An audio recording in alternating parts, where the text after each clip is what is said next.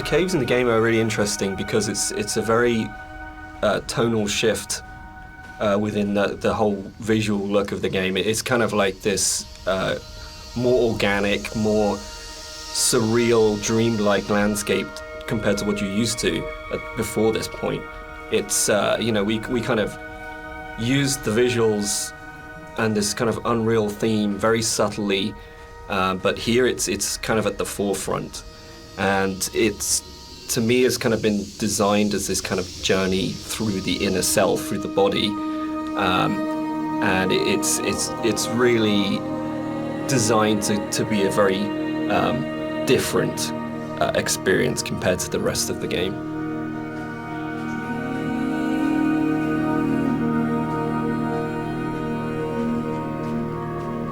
This, for me, is probably the most pivotal music cue in the game, and it's the one that most people write to me about to say that they are absolutely obsessed with and they love. It's the only music cue that has singing. It has a female voice, and I think that's a really important shift for me, that you've gone from this beautiful string music, but it's quite abstract, into what is effectively a song, and with lyrics, so you're actually explicitly saying something as a composer at this point. The other thing that I think it's important to say for me is it's the biggest shift from the music that I wrote for the mod. It's the same music, but the act of having it sung by an amazing singer. I sang it on the original and it's really bad, and Clara Sanabras re-recorded it, and it's what good actors do, it's what Nigel Carrington did, it's what good musicians do, and they take something that you've created and they just shove it up into the next level and make something that's good into something really extraordinary. And also for me, I think it's a point where the environment art and the music just meld so beautifully and so seamlessly into one. I mean, on a personal level, I've played the game hundreds of times now, and I still enter the caves and I look at Rob's work and I'm just absolutely overawed, just gobsmacked by its beauty. And I just think it's a really magical moment in gaming for me, actually. I know that probably sounds really dramatic, but I just think it absolutely hits something where everything just works together. And the music is so dreamlike. You know, Rob has talked about the journey through the body, and I think that's absolutely, for me, the music becomes so organic and fluid and actually very feminine and female at that point. You're hearing the voice of his love.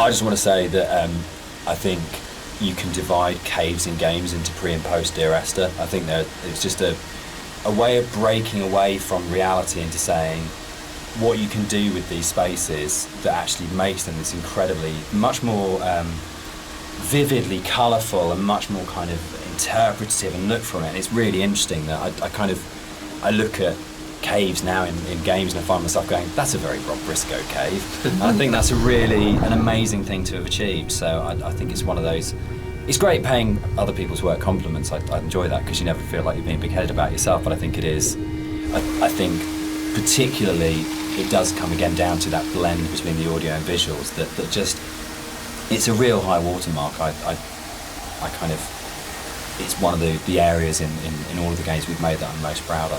I think as well, you think you know what you're getting with Dear Yes. Esther for the first 45 minutes of the game, wherever we are at this point, and then you step into something completely unexpected and completely new, and I think it just throws the player such a curveball in such a wonderful way.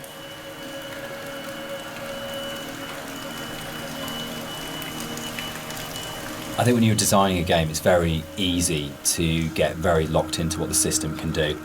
And you're trying to deal with all the different variations of things that if a player does this, then this. And we have to deal with the consequence here. And our lead designer, Andrew, and I talk about this all the time about you might have an idea, but then how does this radiate out throughout the entire system? And you get very caught in the idea of what the system has to be and how robust the system has to be and this kind of thing. And I think what's really important as a sort of a designer, as a creative, is that understanding that actually the real game is happening in the player's head, and that the system can be whatever you want it to be, but if the game isn't running in the player's head as opposed to on the screen, then you're missing a trick. You're not letting the game be everything it could be. And I think the great thing about working with a game as simple as Esther in a way is that those sort of consequences of player interaction, there's not a huge number of them in the way that there might be with a very mechanically complex game. So you can really heavily focus on what is the game experience that's being played out within the player's sort of mind and heart at the moment. And there are other, sort of, I know this is a kind of a way of approaching game design that has become increasingly popular over the last few years, and like Journey was a really, really good example of that game company really focusing on what's the emotional experience of playing this game. But I think, again, it's probably one of the reasons why Esther has lasted as long as it has done, because it's not a mechanical exercise, it's an exercise in trying to inspire you as a player to have the deepest experience and the deepest engagement, and to really run the game in your own head rather than being something that you're sitting 6 feet away from kind of interacting with. I hate interaction as a term for that. I think it becomes very cold and mechanical and systems driven, and really interaction is completely trivial and pointless if there isn't an emotional engagement with the player and you haven't moved it away from the screen and into the player's head.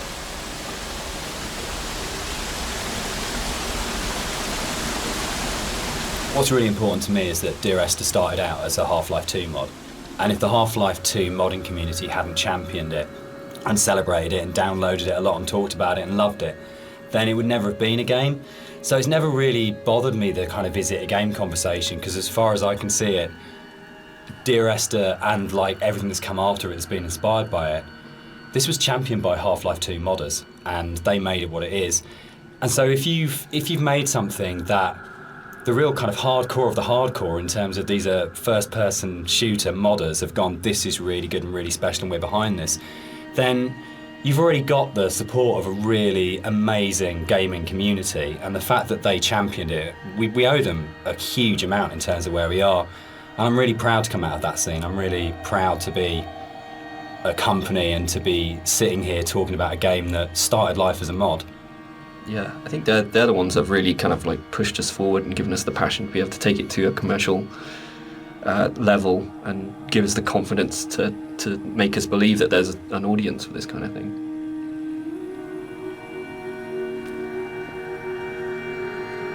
Dear Esther was my first foray into writing music for games, and I actually approached it very traditionally, so more as a film score than a traditional interactive game music score. And what's really interesting for me is that the lack of interactivity in the music was never a problem for anybody that played the game. And that's a separate discussion, but there's a big schism between game music composers of how much the music should be following the player at all times in terms of interactive music. But one of the reasons I wanted to say something at this point was that this was my little first journey into thinking about how you write music for games rather than films. So I had this song that was a certain length, and Dan said, well, we don't know how long the player is going to take to traverse through that space. And I thought, oh no, he's right, and slightly panicked. So this was a very simple solution where the song was split in half, and then I wrote some drone music that could just play for as long as was needed as the player walked through the space, and then the second half of the song would seamlessly play. And it's very, very simple, but it's quite emblematic for me in terms of my career, because it was the first time that I had to think about the player. Because with film music, it's so simple. You know exactly what's going to happen when. But this concept of interactivity was so new for me. So I kind of look back at it fondly, because it's quite a basic approach to, compared to something like Everybody's Gone to the Rapture, where that was an open world adventure where I had to really think about the player and their movement through the space. So I kind of look on this very fondly, this moment in the game.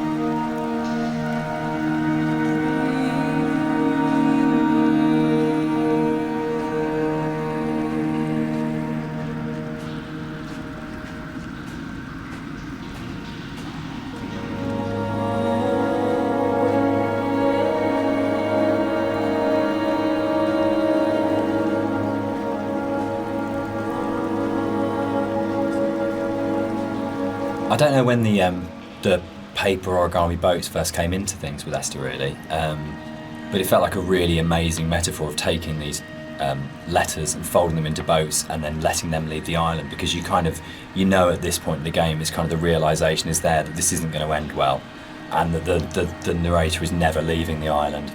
And the idea that this kind of, again, the idea of communication, or the attempt or failing communication, or trying to speak through the coma, or whatever it is, however you want to interpret it. But the idea of putting the boat in the underground river really felt like it kind of reinforced that sort of dreamlike kind of quality of the caves, of actually there's something really sad about this one boat, because when you see it go past, you know that even the boats aren't going to leave the island. Like this is something which doesn't have a tidy, neat kind of like resolution, and there's, even if you don't sort of think about it to that sort of level of depth, there's just something, it's one of those things that I really love about games that you can do, where it's just a moment that has a really distinct emotional tone to it, that you go, there's a pause when you see that boat goes past, that I just think is, yeah, it's something special you can do with kind of media like games.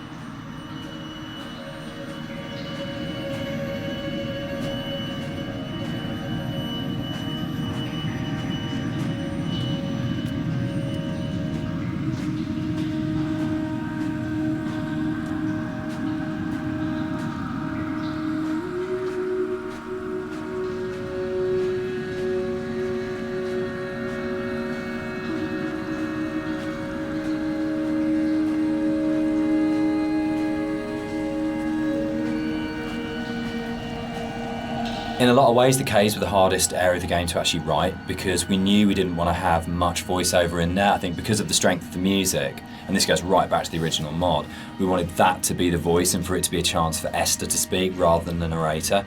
And we also wanted to have this break, so when the narrator came out from the caves, you had a real definite sense of something happening, and that he had changed as a result of this journey. So it meant really felt wrong to have a lot of voiceover within there, but then that made it really difficult, because then it was, you had like 4 one-sentence lines in there, and each one of those had to have an absolute clarity and to really kind of work. So I think for me, it was really interesting. It's like the difference between writing kind of fiction and writing poetry. When you read really amazing poets and you have that incredible surgical precision where every single word is considered and placed so absolutely, and rather than being able to kind of, because the narrator rambles quite naturally, it was able to, you could kind of get into the flow of the narrator's ramble in other places in the level, and this was a real challenge, because suddenly I was having to write like a poet, of going, every single one of these words, every single cadence, every single sound has to be absolutely perfect, or it'll just feel like the narrator's voice is intruding on the rest of the experience. So it was, yeah, I think definitely the most challenging area of the game as a writer.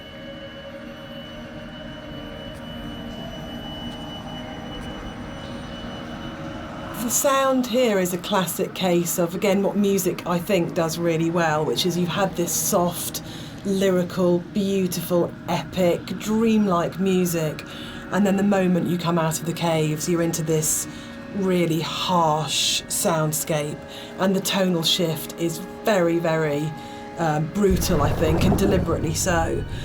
You have very little music when you come out of the caves. You hear the wind, and it's a classic case of foreshadowing, so we know from this point that things are probably going to get bleaker, more difficult. And yeah, it's something that music does really well, I think, which is that emotional signalling and signposting.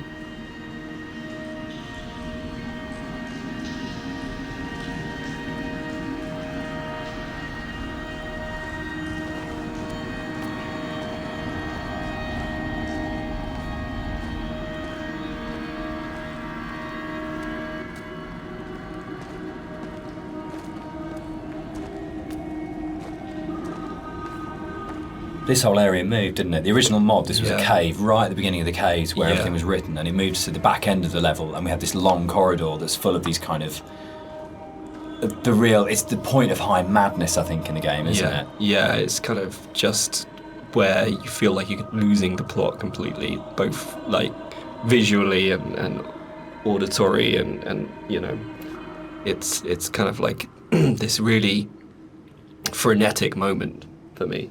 I think it's where you feel most that you're underneath a mountain, and you feel the weight of that mountain, and just I loved the idea when we were, putting through it of what would it actually take to do this, like to actually paint all these symbols and what is going on. And it really is quite an explicit kind of thing of madness of going, you would have to be insane or very, very disturbed to actually do this, and what is the process that this person's trying to work through, what they trying to achieve by this. And I think it really strengthened it, making it a crawl through a tunnel as opposed to just a static location.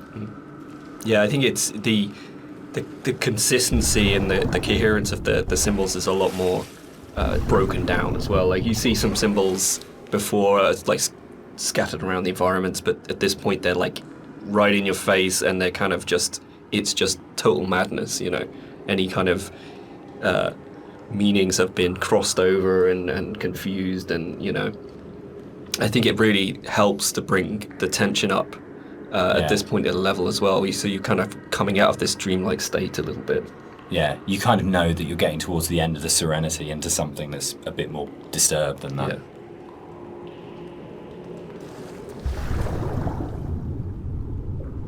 This is a bit more of a contentious one because we disagree on this one. I struggle with this. With the points in the caves where you duck above and below the water, and you have to have that transition of audio. And I love the audio on both sides of the surface tension of the water, but I really struggle with you breaking water because it's such a hard edge to the sound. And I don't think there's any other way around that. And you need to have those moments where you do go underwater because it's so important.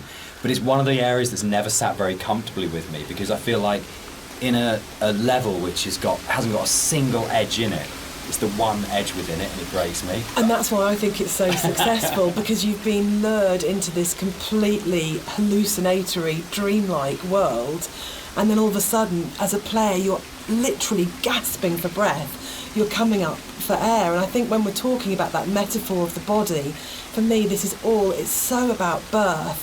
And it's about this coming through the water, and actually it's a moment of realisation for me, but you're having to go back under again, and you're diving down. So for me, without wanting to sound incredibly pretentious, it's about the fight between the conscious and the subconscious, and that struggle. Booyah! There's actually a really interesting thing about that underwater section there, though, is that I don't know if you remember, but you had a certain piece of music that plays when you're underwater, and to me, I really like that. It's kind of like because at this point it's kind of like a very calm, relaxed type of a journey, and you go on the water and it starts to break apart a little bit, and it's almost like that kind of psychosis is still there. It's not complete bliss at this point, and and it helps to build the atmosphere up to this final jump. So we're both saying that Dan's wrong? Yeah. Excellent. Yeah. That's good. That's the way it should be.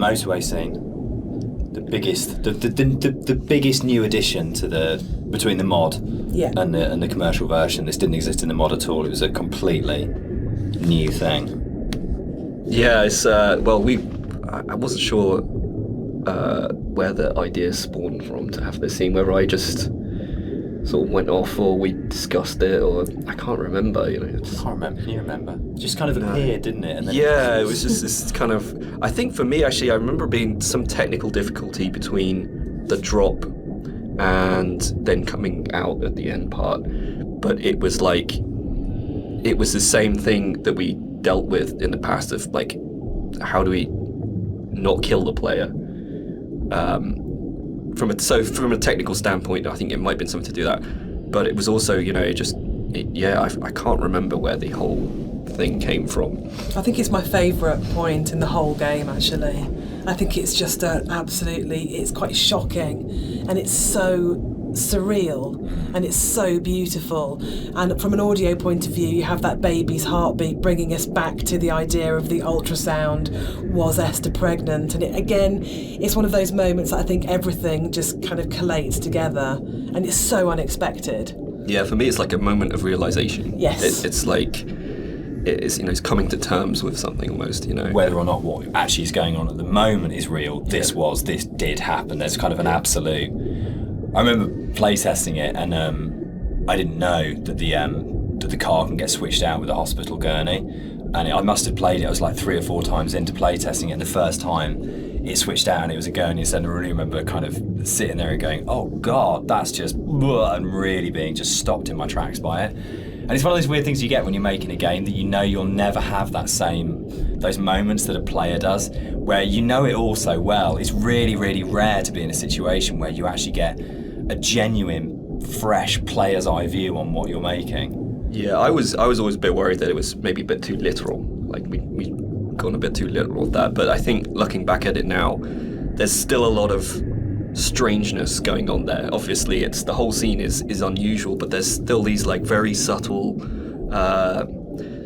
details that are there that kind of still making you think, what does that mean? Like I think if you look closely, there's like coins scattered around and things like that. It's And for me, it's, again, sorry to keep going on about it, but it's about layers of subconscious for me. That you start overground, you go into the caves, you go deeper, you're falling down, it's going down the rabbit hole effectively, and then you go to the deepest level, and that's actually the truth, that's the reality, that's what happened.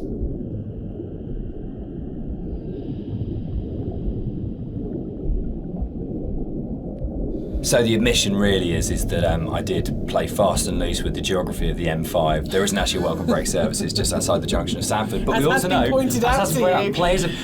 What a thing if you make something that's based vaguely on somewhere in real life. In terms of a compliment, when you're getting emails from players going, there isn't a welcome break there, and people really trying to work out where is this, and whole threads about where on the M5 it is. That's just the most amazing feeling. But I think what I think works really, really well in Esther, and again, it's something that I think is really carried forward to our other games, is that a lot of the time we're not dealing with kind of like big, glamorous, amazing, epic places. It's a sort of like a ratty little island in the Hebrides. It's someone who lived in Wolverhampton. It's just outside, a service station on a stretch of the M5. And I think that earths what's going on. Gives it a realness as well, particularly when you sort of put it against the surrealness of the caves. Actually, you're kind of going, this is really surreal and this is really, really dreamlike. But actually, I'm talking about, a car accident just outside a little chef, and that playing off those two things against each other. It's like making the ordinary extraordinary. Absolutely, yeah.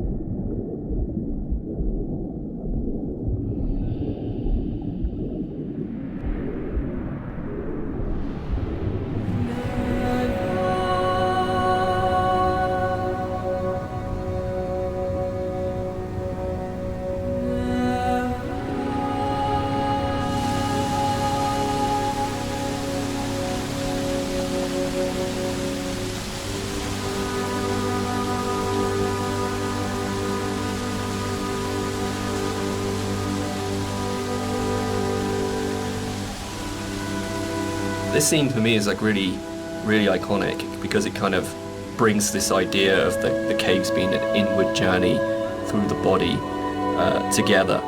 It's really kind of like a symbol of rebirth, and it actually brings together a lot of the visual goals that I wanted to achieve with a lot of the symbolism in the game. Like I've talked a little bit about how the environment was kind of designed to provoke emotions, and kind of the impressionistic style gives you just enough information to make you think of things and feel things. But this is probably like the antithesis of this, and the whole feeling of rebirth here is quite strong. I know Jess. Yeah, the music's really supporting that. Yeah, because we've gone. She sings always, always throughout. We've got always, always, and then she sings never. And in a moment of absolute soaring, it's the climax of the music. As you come out of the water and the music kind of swells, and you just kind of, it is like a moment of change has happened in some way, and it's rebirth, isn't it? For me, it's his moment of clarity and acceptance and understanding of the reality of what's happened. And you're literally moving towards the light at the end of the tunnel. You're actually doing that as you go through. But the music, especially, I think before the music got layered in, that scene was nowhere near as kind of powerful for me. Like that kind of just totally made it.